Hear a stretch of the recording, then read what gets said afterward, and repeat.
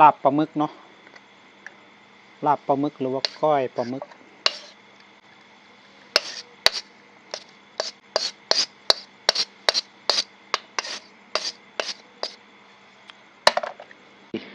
สบายดีทุกคนเนาะสบายดีคนที่ตามคนหมูที่ตามนี่มีก้อยปลาหมึกก้อยปลาหมึกแซ่บหาก็เลิกงาน ถ่ายกลางคืนเนาะ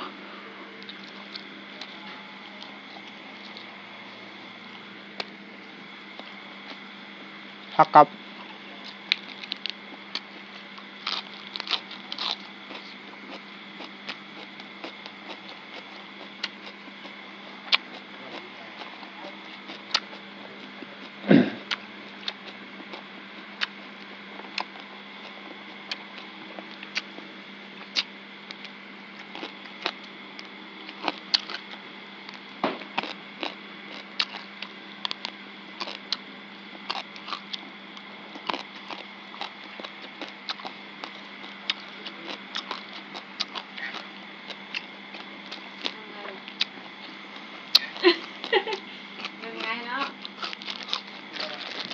ข้าว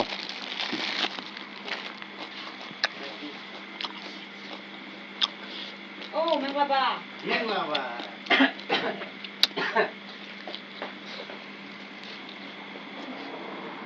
กินเลย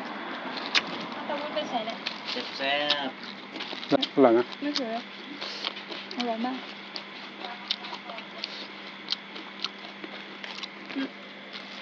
อันนี้ด้วยมั้ยนี่ด้วย อร่อย ตำปากตำผัก มันหมักใครวะเนี่ย ตะวุ้นไปใส่ละ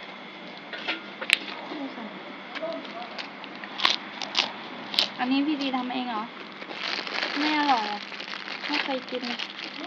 อร่อยมาก เขาบอกไม่อร่อยก็ตามพิษไม่อร่อย ลุง ไม่อร่อยไม่เคยกินเนี่ย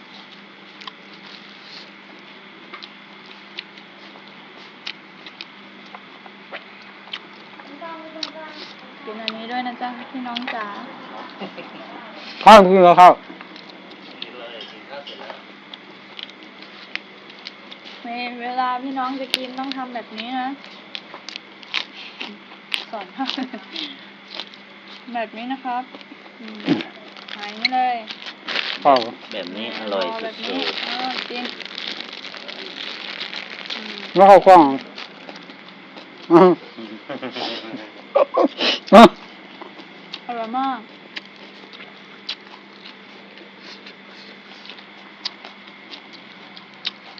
ข้าวกล้องเดี๋ยวแฟนพี่ตีเข้าใจผิด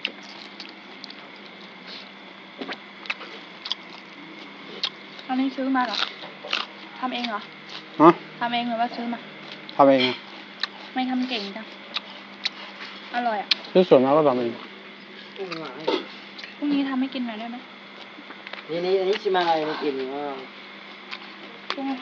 เดี๋ยวตะยอดมากิน ฮะ แซ่บนะพี่น้อง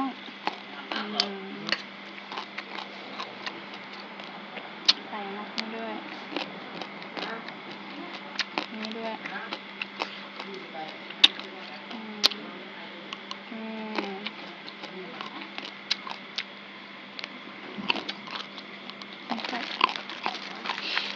มาแย่งพี่กินไม่รู้ทำไม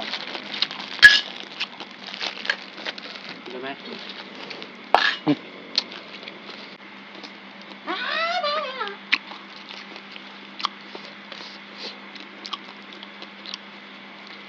เริ่มปิดมากเนาะ